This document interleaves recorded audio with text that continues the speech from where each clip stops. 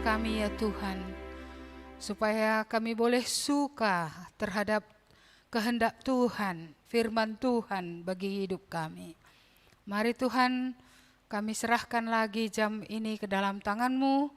Kami berdoa supaya firman-Mu yang akan dibacakan, akan dijelaskan, supaya roh Allah yang suci ada di tengah-tengah kami, supaya kami bisa menangkap sebagaimana yang Tuhan mau dan seperti yang Tuhan maksudkan. Kami berdoa supaya roh Tuhan sendiri yang akan bekerja untuk menolong juga hamba-Mu menyampaikan apa yang Tuhan mau. Supaya apa yang Tuhan taruh sinkron, apa yang dipikir untuk disampaikan memang itu yang disebutkan ya Tuhan. Kami berdoa supaya di tengah masa tua ini, ingatan masih bisa baik dan firman-Mu boleh diberitakan dengan benar. Dan kami berdoa supaya roh Allah yang suci akan melawat setiap orang, berbicara kepada setiap orang. Tuhan janganlah lewatkan seorang pun, berkatilah semua umat Tuhan dimanapun berada. Di dalam nama Tuhan Yesus kami berdoa. Amin. Silahkan duduk Bapak Ibu, saudara-saudari. Ya, mari kita membuka Alkitab kita. Kita akan melihat kitab Galatia. Ya, nampaknya masih tema-tema Natal ya. Galatia pasal yang ketiga, ayat 22 sampai 26, nanti dilanjutkan dengan pasal 4 ayat 1 sampai 9. Galatia pasal 3 ayat 22 saya bacakan. Tetapi kitab suci telah mengurung segala sesuatu di bawah kekuasaan dosa, supaya oleh karena iman dalam Kristus Yesus janji itu diberikan kepada mereka yang percaya.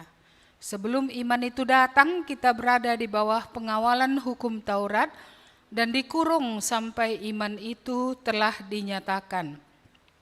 Jadi hukum Taurat adalah penuntun bagi kita sampai Kristus datang, supaya kita dibenarkan karena iman.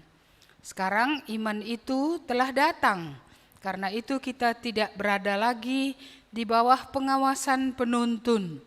Sebab kamu semua adalah anak-anak Allah karena iman di dalam Yesus Kristus. Pasal 4 ayat 1, yang dimaksud ialah selama seorang ahli waris belum akil balik, sedikit pun ia tidak berbeda dengan seorang hamba. Sungguh pun ia adalah tuan dari segala sesuatu. Tetapi ia berada di bawah perwalian dan pengawasan sampai pada saat yang telah ditentukan oleh Bapaknya.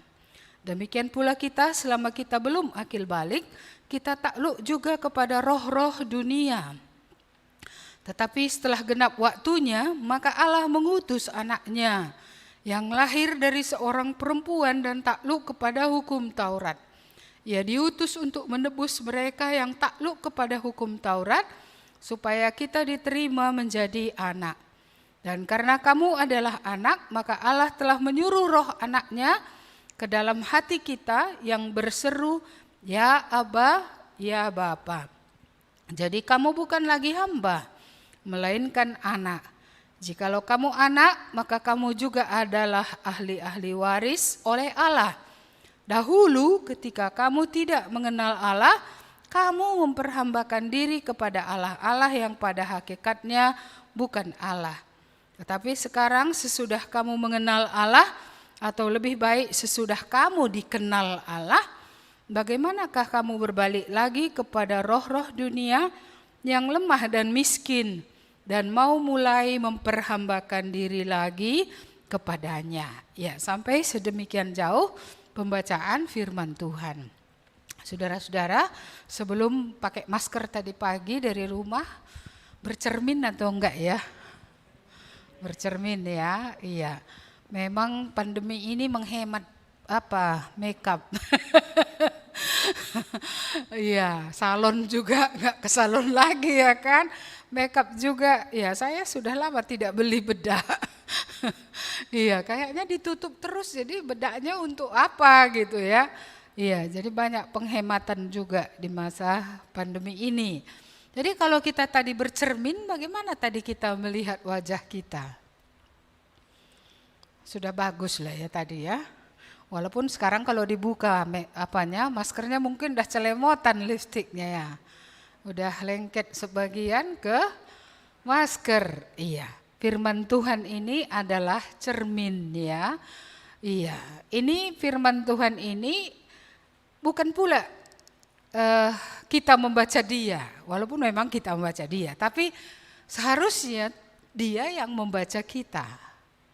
Artinya dia menunjukkan siapa kita, sama seperti cermin itu kan, menunjukkan siapa kita seperti itu. Iya, jadi di sini hampir sama temanya dengan Pak Bangun ya. Ini tentang perhambaan, tapi saya buat temanya hari ini Yesus menebus dari perbudakan. Ya, jadi ada perbudakan. Ada dua perbudakan yang kita lihat tadi di sini, yaitu bagi orang yang punya Taurat. Satu, yang kedua bagi orang yang tidak punya Taurat. Bagi yang punya Taurat, Taurat itu pun bisa juga rupanya memperbudak. Karena kalau kita melihat bangsa Israel itu mereka seperti membuat penjabaran dari tiap Taurat, dan penjabaran itu menjadi begitu kakunya ya, sehingga mereka kehilangan esensi, isi daripada Taurat itu sendiri. Isi Taurat tentu mengasihi Allah dengan segenap hati, jiwa ya, dan kekuatan, dan mengasihi manusia. Tapi karena kakunya itu, apa yang terjadi? Manusia pun tidak lagi dikasihi. Kalau tidak, mengapa mereka melempari Stefanus kalau ada kasih? Iya kan? Padahal mereka orang yang punya undang-undang, punya Taurat. Esensi Taurat kasih. Tapi mereka tidak ada lagi kasih. Iya, tidak ada lagi kasih sama sekali. Iya. Bahkan aturan-aturan itu sudah legalis sekali ya, sehingga jalan pun hanya bisa sekian meter pada waktu Sabat. Masih ingat tikar itu, orang lumpuh itu tikarnya bukan tikar besar gitu, kecil saja. Dan itu kalau digulung beratnya seberapa sih? Itu sangat ringan, tapi membawa itu saja pun mereka bilang ya sudah bekerja. Iya. Jadi Taurat yang adalah baik, yang diberikan Tuhan dulu kepada Musa menjadi penuntun, ya. Tapi kita melihat itu sudah menjadi suatu aturan yang kaku dan kehilangan apa yang menjadi wujud yang diinginkan Tuhan dengan aturan itu. Ketika Tuhan berkata jangan ada Allah lain padamu kan, yang Tuhan inginkan apa? Supaya mereka mengasihi Tuhan. Ya kan, karena dengan menduakan Tuhan mereka tidak akan mungkin mengasihi Tuhan. Tapi ya, kalau kita hubungkan pun dengan hari ini, kadang-kadang entah salah juganya kita, saya pikir, karena begitu kali kita dengan berhala, tapi kasih orang kepada Tuhan gak tumbuh gitu loh. Iya, jadi mengapa ini ditunjuk ini? Ya karena ini memang gak berkenan memang sama Tuhan. Tapi pembongkaran itu tujuannya apa?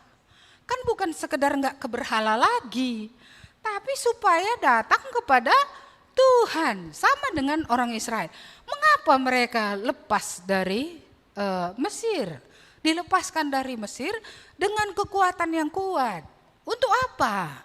Kan berulang kali Musa berkata kepada Firaun, biarkanlah umatku pergi supaya mereka beribadah kepadaku, bukan lepas saja. Lepas mau ngapain? Biarkan umatku pergi dia supaya beribadah kepadaku. Beribadah bukan berarti ada batar-batar dibuat situ penyembahan kepada Allah, bukan itu. Beribadah adalah seluruh hidup ya diberikan kepada Tuhan untuk bisa memuliakan Tuhan. Sampai kepada hal-hal yang praktis. Bagaimana memuliakan Tuhan dalam segala sesuatu. Iya, jadi ini yang saya perhatikan gitu ya. Bagaimana sih orang Israel ini gitu. Mereka punya Taurat yang baik, menunjukkan kepada mereka yang mana yang benar, apa yang Tuhan mau, apa yang Tuhan harapkan. Iya, tapi memang karena sudah terjual tadi di dalam kuasa dosa itu, mereka memang nggak bisa. Justru Taurat itu membuat mereka makin berdosa. Dengan Taurat itu makin setiap hukum itu, kalau dikacai tadi, ya hukum itu menilai mereka, makin terlihatlah seluruh cacatnya. Sehingga Alkitab berkata mereka sudah dikurung. Ya, kitab suci menunjukkan manusia sudah terkurung. Ya, di bawah kuasa dosa. Ya, ibarat burung yang terkurung. Ya, kalau terkurung bagaimana mau terbang, bagaimana mau lepas? Bagaimana merdeka? Nggak bisa karena terkurung. Iya. Jadi yang baik pun akhirnya mendatangkan yang nggak baik. Ya, oleh karena apa? Karena dosa memakai itu untuk mempengaruhi. Dosa membuat orang menjadi dia tahu itu tidak boleh, justru karena dia tahu tidak boleh dia langgar gitu loh. Iya. Jadi saya melihat di sini orang yang punya firman, kan orang Israel punya firman ya. Iya, mereka yang punya Taurat Musa. Mereka kan selalu membanggakan itu. Kami bangsa pilihan Allah, kami punya Taurat. Kami punya kehususan yang diberikan oleh Tuhan. Tapi kita melihat memang mereka enggak akil balik, enggak dewasa. Makanya tadi di pasal 4 dikatakan tentang seorang anak ahli waris. Iya, walaupun dia ahli waris ketika umurnya belum genap, dia sama dengan tidak punya apa-apa karena dia tidak berhak atas apa-apa atas warisan itu. Enggak berhak. Tadi saya cari di kamus kata akil itu artinya adalah berpengetahuan atau mengetahui atau mengerti, dan kata balik itu artinya adalah mencapai umur tertentu sehingga bisa dianggap dewasa. Iya, jadi kita melihat di sini selama belum akil balik, walaupun dia ahli waris, enggak ada yang bisa dia ambil dari warisan itu, enggak ada. Seperti itulah orang yang punya Taurat ini. Karena yang dikatakan dewasa adalah kalau sudah sampai kepada apa yang Tuhan katakan. Apa yang Tuhan katakan? Ketika genap waktunya Allah mengutus anaknya untuk datang ke dalam dunia untuk menebus orang yang di bawah hukum Taurat. Iya. Jadi yang dewasa itu yang sudah sampai kepada menerima anaknya tadi yang menebus mereka dari hukum Taurat yang akhirnya menjadi kutuk dalam hidup mereka. Jadi bisakah yang baik pun menjadi kutuk? Inilah contohnya. Orang Israel menjadi orang-orang yang terkutuk oleh karena apa? Oleh karena mereka memegang hukum itu tapi tidak seperti yang Tuhan maksudkan. Tapi mereka memegangnya dengan begitu kaku. Ya, mereka betul-betul tidak ada kemerdekaan sama sekali, tidak ada. Ya, tidak ada sama sekali. Bisa dikatakan hukum itu memperbudak mereka. Sehingga hari ini hari apa? Oh, hari Jumat sore, Sabat mulai, nggak boleh lagi keluar rumah. Ya kan begitu ya, hanya boleh melangkah sekian langkah dari rumah. Lebih dari itu, wah dosa kan gitu kira-kira ya. Padahal masalah melangkah yang menjadi dosa. Ada apa di sini? Ya, jadi kita melihat di sini bagi orang yang tahu undang-undang pun bisa memperbudak. Sehingga esensi dari undang-undang itu enggak lagi nampak, enggak lagi sama sekali. Maka kalau dilihat mereka, ya kalau misalnya hukum pertama itu ya kan ada dibagi dua ya, hukum terhadap Allah dan terhadap manusia. Hukum terhadap Allah itu enggak ada. Kalaupun mereka bilang mereka percaya dan mereka mengasihi Allah, sebenarnya mereka tidak mengasihi Allah. Iya. Mereka mengasihi aturan itunya, tapi tidak mengasihi Allah. Iya. Dan hukum yang kedua itu pun ya jangan membunuh dan lainnya itu kan intinya adalah mengasihi sesama manusia.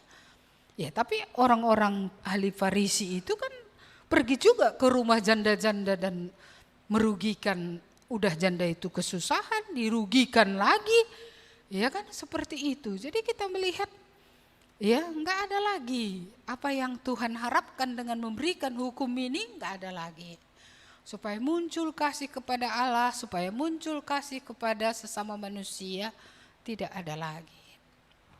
Bahkan kalau kita lihat kitab Lewi itu, imamat itu ya, kita melihat di manalah bukti kasih mereka terhadap Tuhan dan terhadap manusia gitu. Kita tak lagi melihat sama sekali, bahkan hukum belas kasihan supaya ketika mereka kan pertanian ya, supaya ada disisakan untuk orang-orang yang miskin, nggak ada lagi disisakan, itu habis dibabat. Ya, tapi pada zaman Rut dulu sempat itu dilakukan sehingga Rut bisa di tengah keterpurukan hidupnya mengambil sisa-sisa yang disisakan memang untuk pendatang-pendatang asing dan juga untuk orang-orang miskin di antara orang Israel. Iya, sehingga dia bisa mengutip itu dan dari situ dia makan untuk dirinya dan mertuanya yang bernama Naomi. Iya. Ini kalau kita lihat dalam sejarah. Jadi kita sih tidak ada undang-undang, saya rasa sudah diberikan kepada kita ya, karena kita bukan orang Israel, bukan orang Yahudi. Kita ada undang-undang dari nenek moyang kita, tapi bukan mengasihi Tuhan, bukan jangan ada Allah lain padamu, jangan ada patung gitu ya, kuduskan hari Sabat, itu nggak ada sama kita dulu, nggak ada. Yang ada pada kita, ya kita berbeda. Dari mana kita ditebus dengan dari mana Israel ditebus. Kita memang keturunan penyembah berhala tadilah yang paling utama. Kecuali yang keluarganya, nenek moyangnya sudah mendengar Injil 100 tahun yang lalu kali ya. Sehingga di dalam rumah sudah mulai ada aturan seperti Taurat itu. Ya, ini hari Sabat, ibadah gitu ya. Sehingga anak-anak beribadah gitu ya.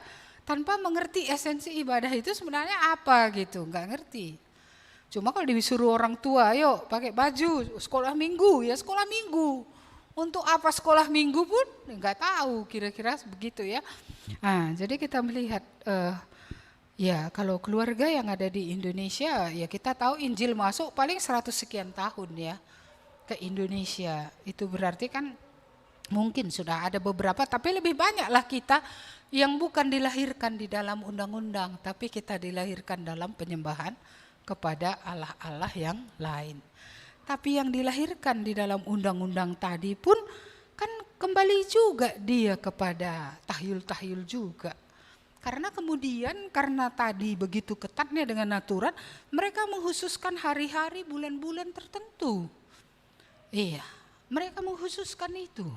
Pada hari itu gitu ya, pada hari-hari bulan tertentu mereka harus melakukan hal-hal tertentu juga. Ada bulan-bulan mereka harus berpuasa 2 kali dalam setahun gitu ya.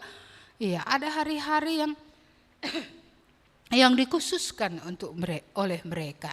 Itu tadi kita nggak baca pada ayat 10, kamu dengan teliti memelihara hari-hari tertentu, bulan-bulan, masa-masa yang tetap dan tahun-tahun. Jadi kan sudah kembali lagi kepada tahyul sebenarnya. Jadi sadar atau tidak sadar sebenarnya mereka juga bergerak menuju ke berhala tadi. Makanya kalau kita lihat sejarah, kenapa Israel selalu kembali ke berhala? Padahal mereka kan tidak dimulai dari berhala, mereka dimulai dari firman Tuhan yang diberikan kepada Musa gitu. Tapi kok asal berdosa, kalau kita lihat pun kitab raja-raja itu dosanya selalu larinya kemana? Ke berhala. Iya, legalisme yang kaku memang akan membawa ke sana lagi. Ke berhala itu lagi.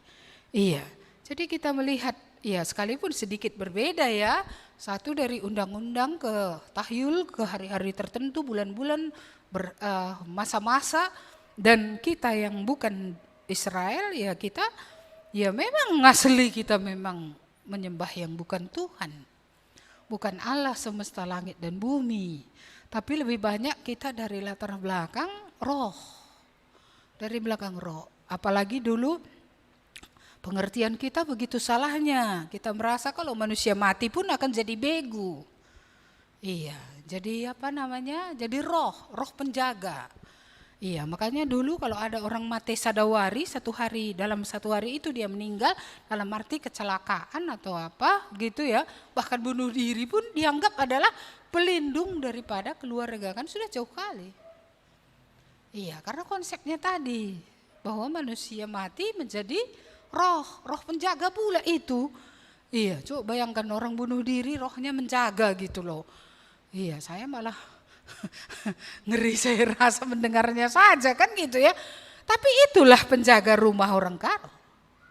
Si mati sadawari nandai. Ya, yang mati mendadak itunya yang menjaga keluarganya. Itunya yang didatanginya di pohon pisang itu. Atau di tanaman-tanaman sangkar sempilet itu, tanaman-tanaman itu gitu ya. Jadi saya lihat Batak ini semua identik kali gitu ya dalam hal itu, dalam dunia roh ini. Ke situ gitu. Ke dunia orang mati ini. Begitu menakutkannya ya bagi suku-suku Batak tentang roh. Iya, begitu menakutkan. Sampai jangan nanti tersinggung dia karena Natal ini enggak kalian datangi kuburannya kan gitu ya. Iya, makanya anakmu sakit, ambil daki kuburan itu, campur dengan air, minumkan ke anakmu biar sehat. Iya, kalian udah ziarah bulan Desember? Karena saya ingat masa lalu itu wajib loh, wajib, nggak boleh enggak. Rasanya kalau belum ke kuburan itu belum Natal, kok jadi aneh ya? Iya, jadi aneh. Saudara-saudara, inilah kentalnya kita. Iya, jadi jangan merasa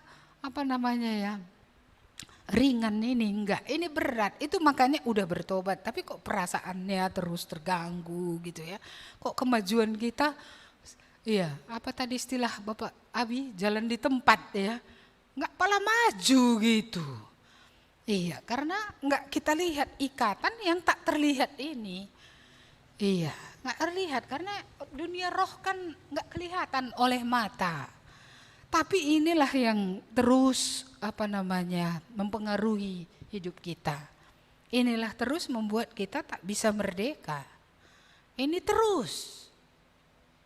Iya, makanya kita senang dengan berita ini ya. Setelah genap waktunya Allah mengutus anaknya.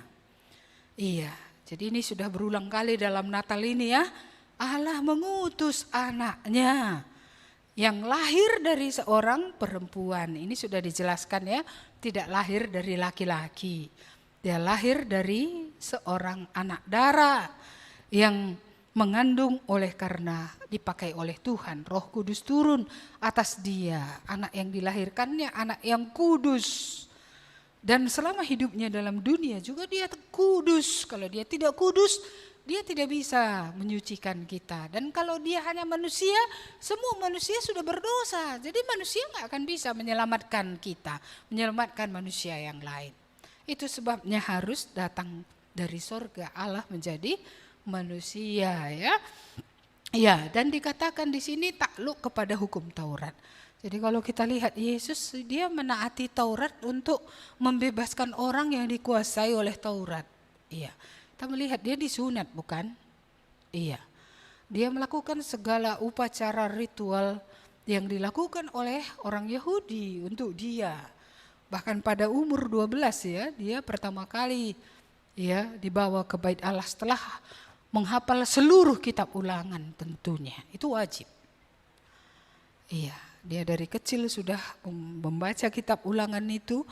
Ya, dan wajib itu nanti dibacakan di Bait Allah. Baru dia bisa dianggap akil balik, dewasa. Iya, jadi ukuran akil balik ini pun kalau kita pakai ukuran kebudayaan manusia tentu beda-beda. Karena bagi orang Yahudi, akil balik itu usia 12 ketika sudah bisa mengucapkan ya kitab ulangan.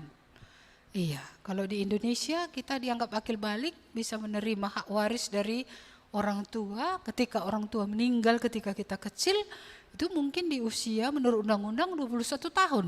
Ya beda-beda tiap negara. Tapi yang dimaksudkan dalam Alkitab ini adalah menjadi dewasa dalam arti kata ya sudah menerima anak yang tunggal, ya anaknya yang diutus tadi, yang lahir tadi lewat seorang perempuan. Jadi Yesus memenuhi seluruh hukum itu. Ya, sehingga tuntutan hukum itu terhadap dia semua dipenuhinya. Jadi nggak ada lagi yang nggak terpenuhinya. Makanya orang yang di bawah hukum itu tadi pun ya bisa dia selamatkan. Ya. Jadi kita melihat di sini ia diutus untuk menebus mereka. Iya, yang takluk kepada hukum Taurat. Jadi menebus, kata menebus ini sudah juga sering kita bahas. Biasanya yang ditebus itu barang yang tergadai ya. Iya, kalau lagi kesusahan ada kamera bawa ke tukang gadai kan gitu ya, supaya dapat uang. Nanti sudah ada dapat duit, kasihkan lagi uangnya, kameranya balik kan gitu ya. Iya, kira-kira begitu. Jadi ditebus. Iya. Dan orang yang di bawah hukum Taurat tadi ditebus. Iya, bukan dengan cara yang lain, hanya pengorbanan Yesus saja yang bisa menebus itu. Dan ayat 9, ayat yang ke-8, dahulu ketika kamu tidak mengenal Allah, kamu menghambakan diri kepada Allah-Allah yang pada hakikatnya bukan Allah. Kita yang menghambakan diri kepada yang bukan Allah tadi juga kita diperhamba olehnya, sama penebus kita. Iya, anaknya yang pada waktu kegenapan waktu Allah itu diberikannya kepada kita untuk menebus. Iya, jadi harga tebusan ini mahal ya, karena Allah harus menjadi manusia, Yesus harus mati di kayu salib. Itulah harga penebusan kita.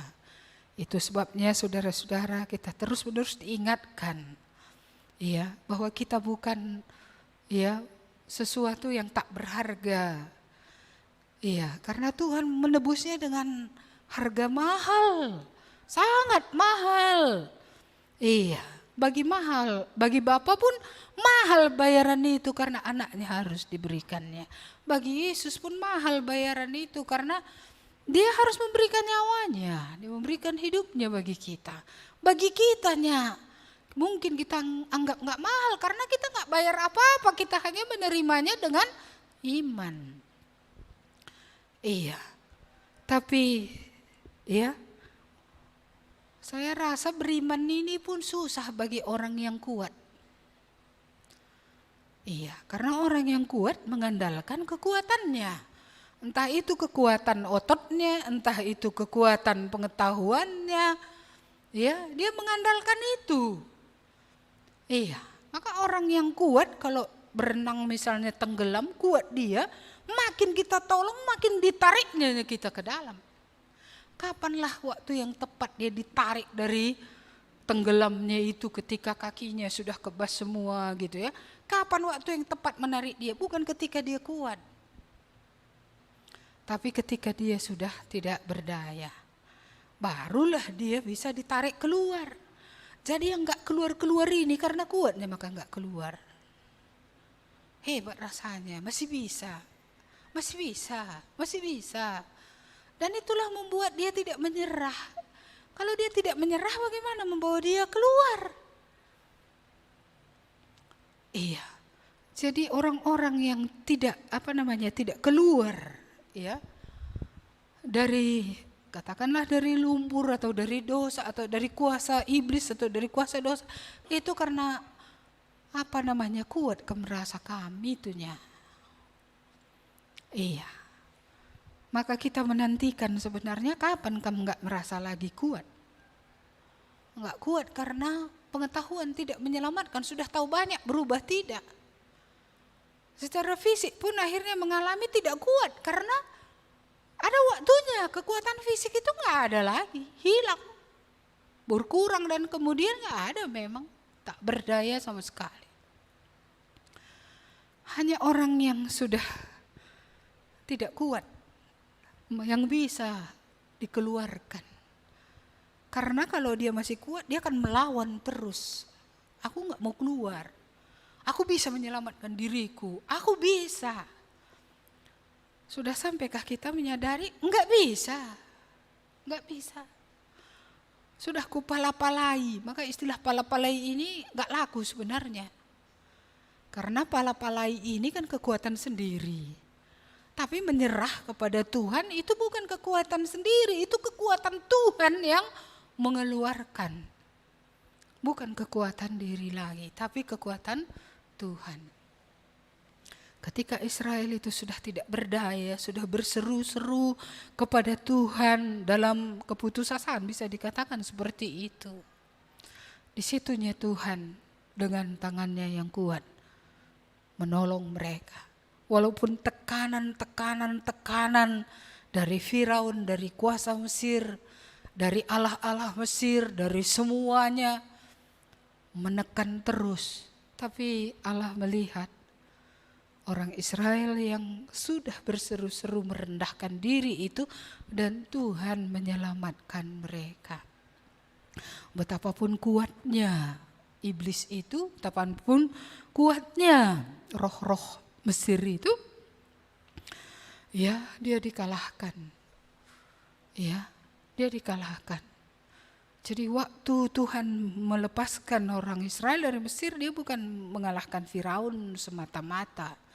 Dia mengarahkan seluruh kuasa Mesir, ya, yang merasa hebat, yang berkuasa di air, yang berkuasa di darat, yang berkuasa atas segala sesuatu. Itulah Allah-Allah yang bukan Allah itu, ya kan? Semua dikalahkan. Ya, Allah menunjukkan bahwa dia superior, di atas daripada segala kuasa, sehingga bisa membebaskan orang Mesir, orang Israel dari Mesir. Nah, inilah menjadi tua tadi. Yang benar yang kumaksudkan, yang lain yang keluar di otak masih benar. Pengucapan sudah salah. Iya, makanya kalian harus menyerahkan diri ya, biar aku bisa turun dari mimbar. Iya, saudara-saudara yang dikasihi Tuhan, seperti itu ya. Kuat kalilah tangan Tuhan itu. Cuman adakah iman, ininya masalahnya selalu. Apakah percaya bahwa Tuhan bukan saja bermaksud, tapi dia memang melakukan. Kita lihat tadi di sini kan bukan maksud, karena dia mengutus anaknya, real kan. Iya, anaknya betul-betul datang ke dalam dunia, real. Ya, bukan niat. Banyak orang punya niat tapi nggak pernah kesampaian. Tapi Allah bukan niat saja, Allah memang melakukan. Dia memberikan anaknya datang ke dalam dunia, real. Yesus pun bukan berniat, aku berniat mengasihi mereka. Enggak. Dia memang melakukan, dia memang menaati Bapa, dia memang memberikan nyawa untuk menyelamatkan. Iya, untuk menyelamatkan. Jadi ini sesuatu yang yang nyata gitu. Ya, Yesus betul-betul datang untuk menyelamatkan. Baik, jadi baik dari yang di bawah Taurat, baik yang di bawah berhala-berhala, semua yang di bawah perhambaan, Tuhan sanggup melepaskan mereka dari perhambaan itu. Kalau mereka tadi tertaban oleh kuasa yang menaban mereka, Tuhan sanggup untuk menebus.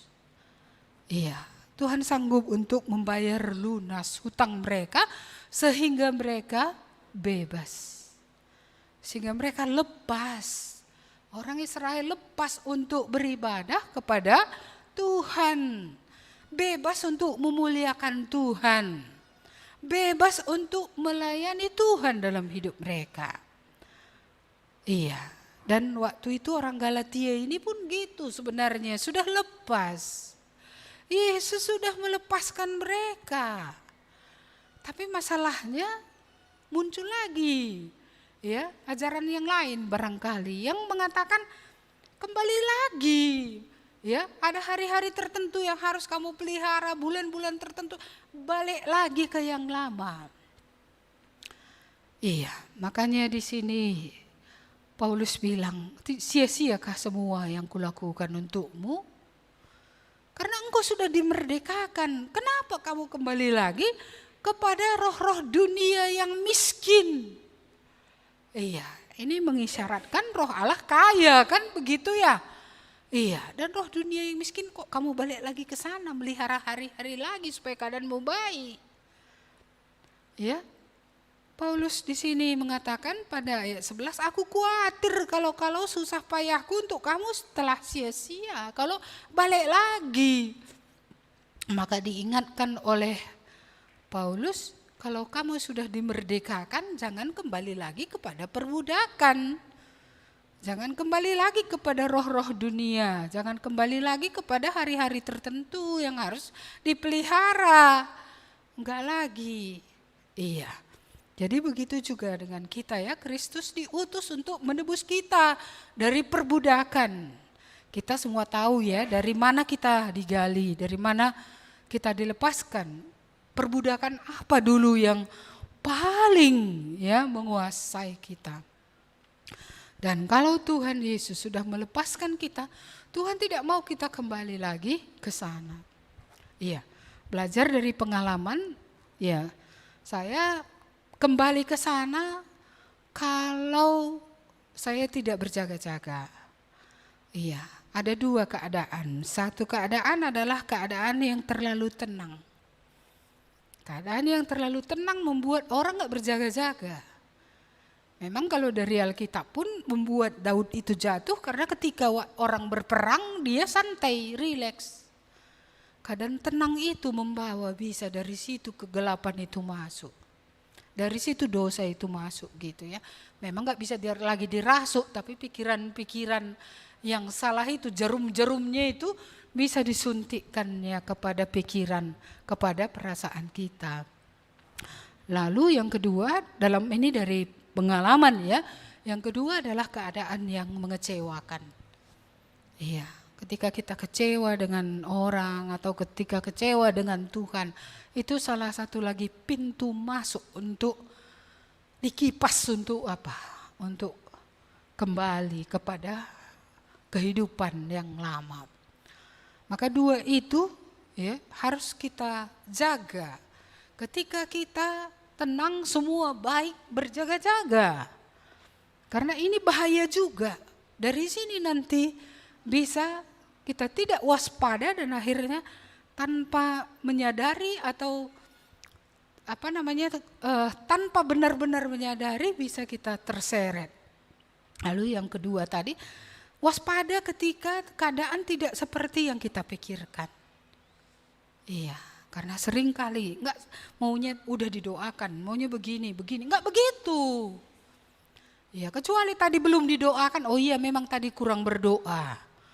Tapi kalau sudah didoakan, sudah banyak berserah kepada Tuhan, tapi ya tidak demikian, ini waspada dari lubang yang ini. Karena dari sinilah bisa muncul rasa tidak puas dengan Tuhan. Iya. Dan kalau rasa tidak puas dengan Tuhan ini benar-benar kita akan membelakangi Tuhan gawat.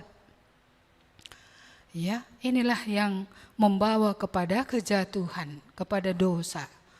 Saudara-saudara yang dikasihi Tuhan, mari kita sebagaimana yang dikatakan oleh Paulus tadi, ayat 9, sekarang sesudah kamu mengenal Allah, atau lebih baik sesudah kamu dikenal Allah, bagaimana kamu berbalik lagi kepada roh-roh dunia yang lemah dan miskin dan mau mulai memperhambakan diri lagi kepadanya. Iya, jadi ini memang mengingatkan orang Galatia supaya mereka kembali. Ya kalau sudah dikenal Allah, bukan saja mereka mengenal Allah, Allah pun mengenal mereka. Berarti orang yang sudah menerima Tuhan, Allah pun mengenal mereka bisa kepada roh dunia juga. Ini peringatan keras. Ya, supaya jangan kembali kepada roh-roh dunia. Kalau kita sudah mengenal Allah, Allah sudah mengenal kita, menerima kita. Kita sudah memiliki hubungan dengan Dia. Jangan kembali lagi kepada roh-roh dunia yang lemah dan miskin. Iya. Mari kita lihat satu ayat dari Galatia pasal 5 ayat 1. Mari kita baca bersama-sama, 1, 2 ya. Supaya kita sungguh-sungguh merdeka Kristus telah memerdekakan kita. Karena itu berdirilah teguh dan jangan mau lagi dikenakan perhambaan. Iya, jadi ada kata telah memerdekakan kita. Kamu sungguh-sungguh merdeka. Kita sungguh-sungguh merdeka. Jadi kemerdekaan yang terjadi selama ini perlu juga kita evaluasi. Karena dalam kitab Yohanes itu kan jika anak itu memerdekakan kamu, kamu benar-benar merdeka. Pernahkah kita benar-benar merdeka? Iya, pernahkah? Kalau pernah, ya, diingatkan kembali oleh firman ini, kalau kita pernah benar-benar merdeka, sungguh-sungguh merdeka, ya kan? Berdiri teguh, iya. Berdiri teguh, jangan lagi mau dikenakan perhambaan lagi. Jadi inilah yang menjadi pertarungan saya rasa. Bagaimana tetap berdiri tegak. Kalaupun tidak seperti kita pikirkan, Allah tetap tidak salah. Setiap keputusan yang diizinkannya terjadi, dia tidak pernah salah. Iya, walaupun saya pernah membaca tulisan dari anak Billy Graham, karena tidak seperti yang dia pikirkan, dia membuat sebuah buku. Dalam buku itu dia menceritakan kepahitan hatinya, dan dia bilang ampunilah Allah. Saya kurang setuju dengan kalimat itu. Ampunilah Tuhan kalau Tuhan itu tidak seperti yang kamu pikirkan katanya. Kata anak Pak Billy Graham ini. Maksudnya karena enggak dilakukan Tuhan seperti yang dia mau. Ya kan dia punya bapak penginjil besar. Ya, dia dipakai Tuhan di mana-mana. Anak ini memang ketika bapaknya datang pulang dari penginjilan di negara lain, anak ini sudah agak besar. Belum pernah lihat ayahnya. Lalu dia bilang, itu siapa ma? Iya, itu ayahmu, kan ngeri. Di satu sisi dia melayani Tuhan, tapi di sisi lain anak ini merasa, ya diabaikan, kan begitu ya. Inilah kadang-kadang ya masalah yang muncul kan begitu ya. Dan bahkan setelah dia bertambah besar pun ketika dia ingin bermain, anaknya ingin bermain dengan papanya pelayanan. Salah papanya yang enggak. Tapi memang Billy Graham sebelum dia meninggal di masa tuanya pernah bilang, ketika orang bertanya, kalau ada yang harus diubah dari hidupmu, apa yang engkau ingin diubah? Dan dia bilang, waktuku untuk keluargaku, khususnya anakku kurang. Itulah kalau bisa diseimbangkan kayak mana caranya, itu yang dia bilang. Iya, jadi aneh ini tidak awal belum bertobat dia tentu sulit menerima keadaan itu gitu. Iya, tapi kemudian setelah dia bertobat dia bilang, aku tidak menyalahkan papa karena itulah yang disuruh Tuhan dia lakukan. Tapi aku juga nggak bisa mengatakan bahwa aku merasa seperti anak baginya. Iya, aku tidak memiliki, artinya tidak punya waktu yang cukup dengan ayahnya gitu. Iya, dan dia menulis buku itu, Forgive. Ya, ampunilah gitu. Walaupun saya kurang setuju dengan kata ampunilah Tuhan, tapi saya lebih cenderung untuk mengatakan bahwa terimalah hal-hal yang enggak seperti kita pikirkan yang Tuhan berikan dalam hidup ini gitu. Karena sekalipun sesuatu tidak seperti kita pikirkan, Allah memiliki rencana. Iya, segala hal yang kita tidak seperti yang kita inginkan, mungkin itu yang membuat kita semakin merendahkan diri di hadapan Tuhan. Segala hal tidak seperti kita inginkan, entah itu membuat kita menjadi lemah lembut, menjadi terbentuk seperti yang Tuhan mau gitu. Semakin disiplin juga, semakin melatih diri juga. Semakin juga melihat Tuhan itu adalah Tuhan. Iya, saya sering mengatakan ini, hidup Joni Eareckson Tada itu bagi saya itu suatu contoh penyerahan yang penuh. Dari leher sampai ke bawah dia lumpuh, tapi dia bisa memuliakan Tuhan dalam keterbatasannya. Dan dia memenangkan, saya rasa belum mati dia sampai hari ini, Kemungkinan lebih dari 1 juta orang lewat dia menerima Yesus. Orang yang sempurna aja nggak memenangkan 1 juta orang bagi Kristus. Tapi dia kemungkinan besar sejumlah itu ada orang yang dilayaninya dari mancanegara dalam keadaan di kursi roda itu, dalam keadaan leher yang ditopang, lengan yang ditopang, menulis juga dengan mulut.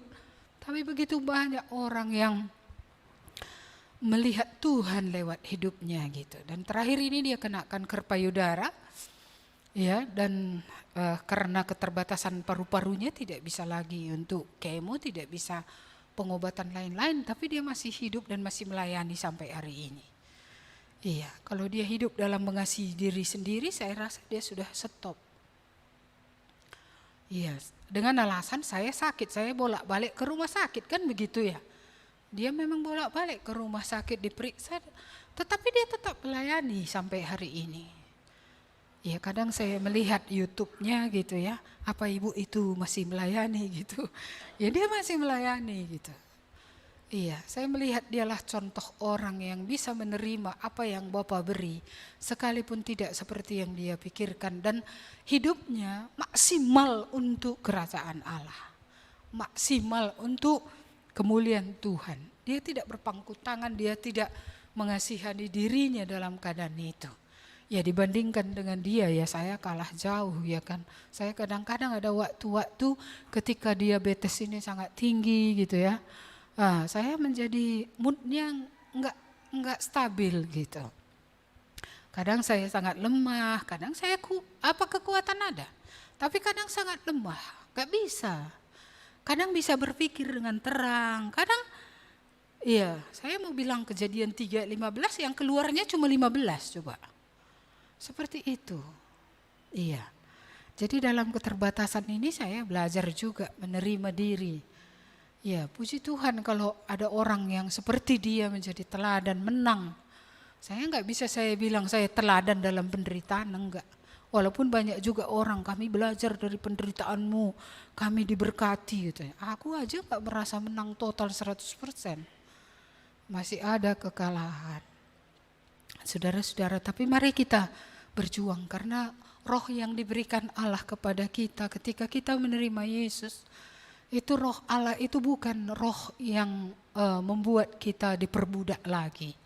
Roh itu adalah roh kemerdekaan. Iya, roh itu menjadikan kita anak-anak Allah. Memang kita tidak pernah sekualitas dengan Yesus, anak Allah yang datang dari sorga.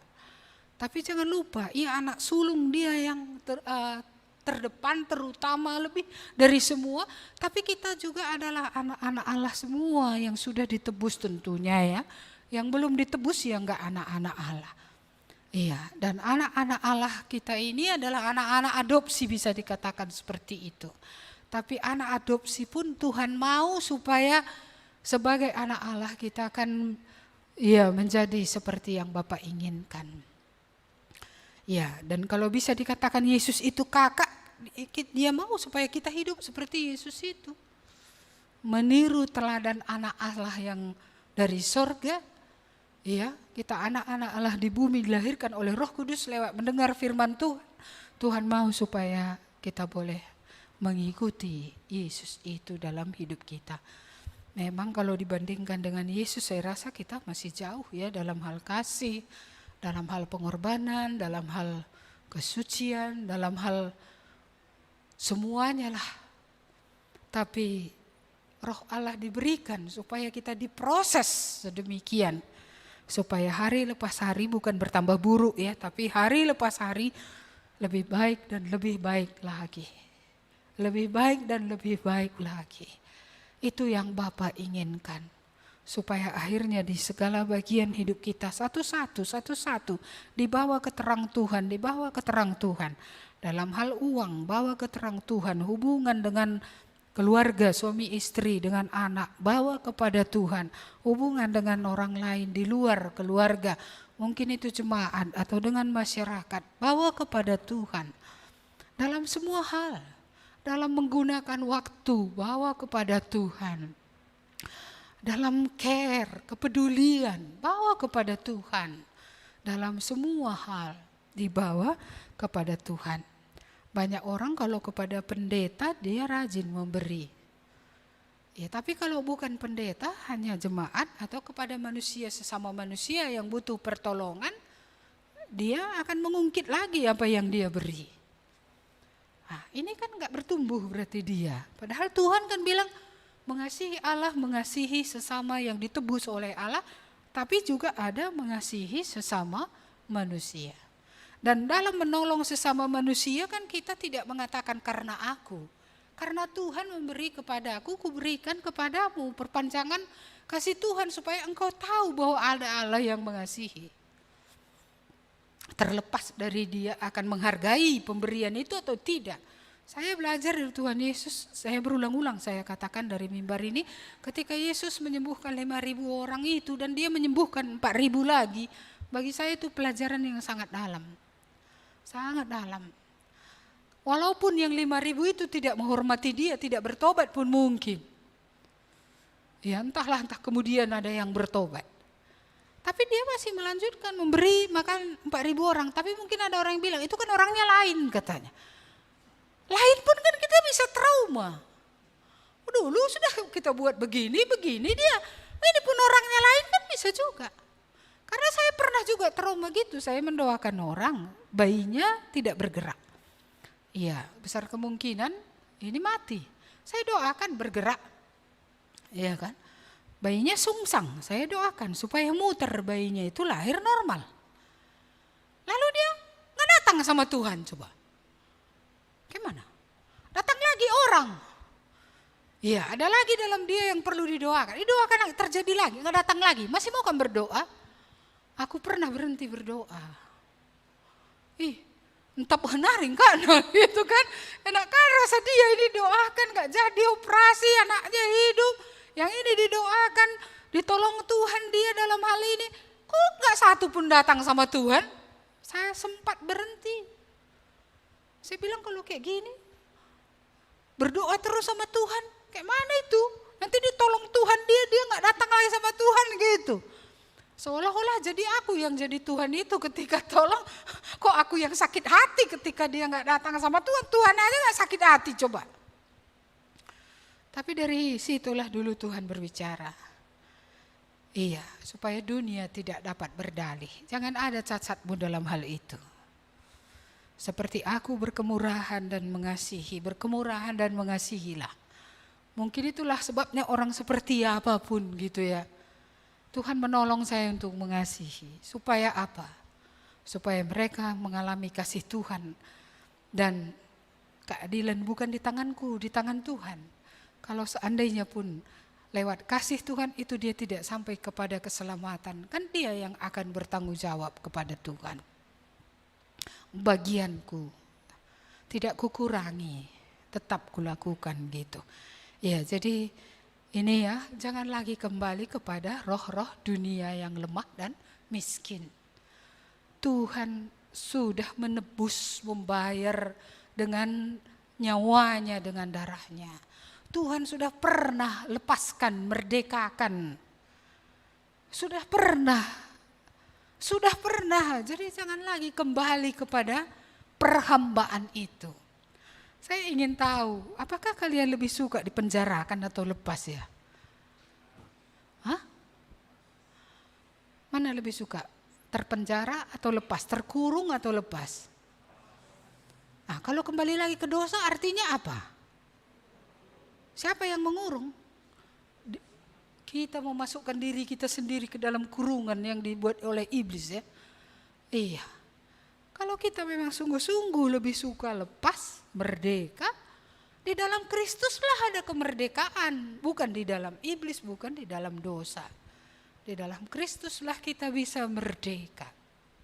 Menjadi diri sendiri di dalam Tuhan. Mengasihi Tuhan, mengasihi orang, mengasihi diri di dalam Tuhan. Karena di luar Kristus mengasihi diri pun gak bisa. Iya, sedih kali jadi tua ini gitu ya. Iya, ini mungkin ada tua-tua yang mendengar firman Tuhan ini di rumah ya. Merasa malang dia setelah tua. Banyak kali, ya kan, dalam masa tua ini keluar air mata yang tak berguna. Saudara sudah dikasihi Tuhan, saudara sudah dibeli dengan harga yang lunas dibayar. Kalaupun ada tidak seperti yang kita mau, hormatilah Tuhan sebagai Tuhan. Hormati Tuhan. Tidak semua di dunia ini akan kita dapat, enggak. Tapi yang terbesar itu kan sudah kita dapat. Tuhan itu terbesar dan Dia sudah memberikan diri bagi kita. Ya, pengampunan dosa itu terbesar, enggak ada lebih besar lagi dari itu. Dan Dia sudah memberikannya kepada kita. Iya. Ada satu ayat lagi di sini, tapi waktu kita sudah habis. Tapi bolehlah kita baca untuk mengakhiri. Mari kita lihat Roma pasal 8. Roma pasal 8. Ini terakhir. Mari kita lihat ayat yang ke-15 sampai ayat 17. Saya bacakan, sebab kamu tidak menerima roh perbudakan yang membuat kamu menjadi takut lagi. Tetapi kamu telah menerima roh yang menjadikan kamu anak Allah. Oleh roh itu kita berseru, ya Aba, ya Bapa. Roh itu bersaksi bersama-sama dengan roh kita bahwa kita adalah anak-anak Allah. Ayat 17 bersama-sama. 1, 2, ya. Dan jika kita adalah anak, maka kita juga adalah ahli waris. Maksudnya orang-orang yang berhak menerima janji-janji Allah, yang akan menerimanya bersama-sama dengan Kristus, yaitu jika kita menderita bersama-sama dengan Dia, supaya kita juga dipermuliakan bersama-sama dengan Dia. Jadi ayat ini mengingatkan kita bahwa setelah lepas dari Mesir kita masing-masing, kita tidak lagi dikuasai oleh roh perbudakan. Tuhan sudah memerdekakan kita, kita sudah menjadi anak Allah, ada janji-janji Tuhan yang bisa kita pegang. Tapi ayat ini juga berbicara bahwa di tengah perjalanan ada penderitaan. Tapi ada janji Tuhan mengatakan siapa yang menderita bersama Dia, ya akan dimuliakan bersama-sama dengan Dia. Jangan kita hanya menginginkan kemuliaan, tapi kita tidak mau menjalani hidup ini seperti yang Tuhan mau. Mari kita menyerahkan hidup kita kepada Dia, entah apapun yang terjadi ke depan. Tapi kalau Dia sudah menebus kita, kita tidak terkurung lagi. Kalau Dia sudah memerdekakan kita, jangan masukkan diri lagi ke dalam kurungan itu. Kalau sedang dalam kurungan itu, keluarlah dari kurungan itu. Keluar. Tuhan berkuasa untuk melepaskan kita. Amin. Mari kita berdoa. Tuhan, kami mengucap syukur atas firman-Mu. Tidak ada keselamatan di luar Engkau ya Tuhan. Baik orang yang diperhamba oleh undang-undang, oleh undang-undang agama yang ada. Baik orang-orang yang diperbudak oleh kuasa-kuasa yang bukan kuasa Allah. Semuanya satu yang menjadi penebus, yaitu Yesus. Satu yang bisa membayar lunas utang dosa itu. Satu yang bisa memerdekakan. Satu yang bisa melepaskan. Itulah Yesus. Kami bersyukur ketika waktunya genap. Bapa, Engkau mengirim Yesus datang ke dalam dunia dan mengerjakan penebusan itu, mengerjakan pelepasan itu, mengerjakan keselamatan yang dianugerahkan kepada kami. Terima kasih Tuhan, Engkau memberikan roh Allah dalam hidup setiap orang percaya. Roh yang membuat dia merdeka dan tidak diperbudak lagi. Roh yang membuat dia memuliakan Tuhan setelah dia keluar dari perbudakan dosa itu. Roh yang terus menuntun hidupnya. Roh yang akan terus menghiburkan. Roh yang terus menguatkan. Roh yang akan terus mengajari. Bahkan di jalan penderitaan. Roh yang akan membuat bertahan. Sehingga pada waktunya akan beroleh kemuliaan. Terima kasih Tuhan. Biarlah roh-Mu yang bekerja jikalau ada di antara Kami semua umat-Mu ini yang belum ditebus, belum sampai kepada kemerdekaan dalam Kristus, belum akil balik, belum dewasa-dewasa karena belum bertemu dengan Tuhan.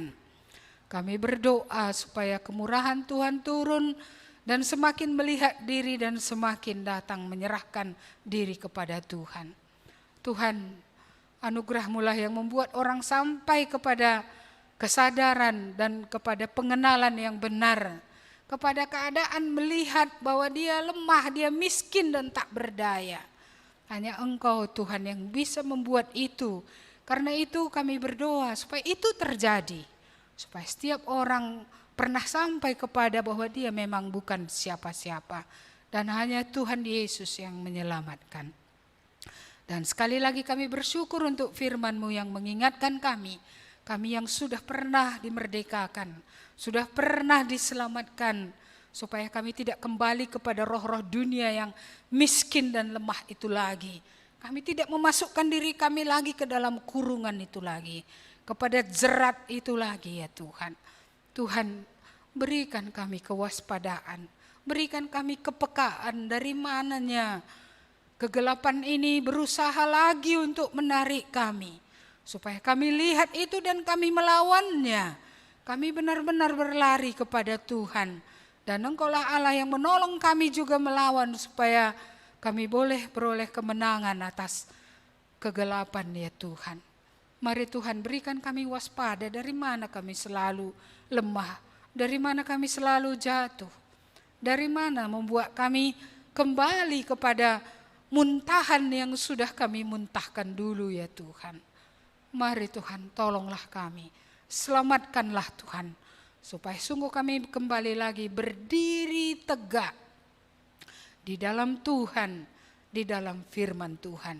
Berilah kekuatan untuk berseru kepadamu, berilah pertolongan supaya jadilah kembali, bangkit kembali, berdiri kembali, hidup untuk kemuliaan bagi nama Tuhan.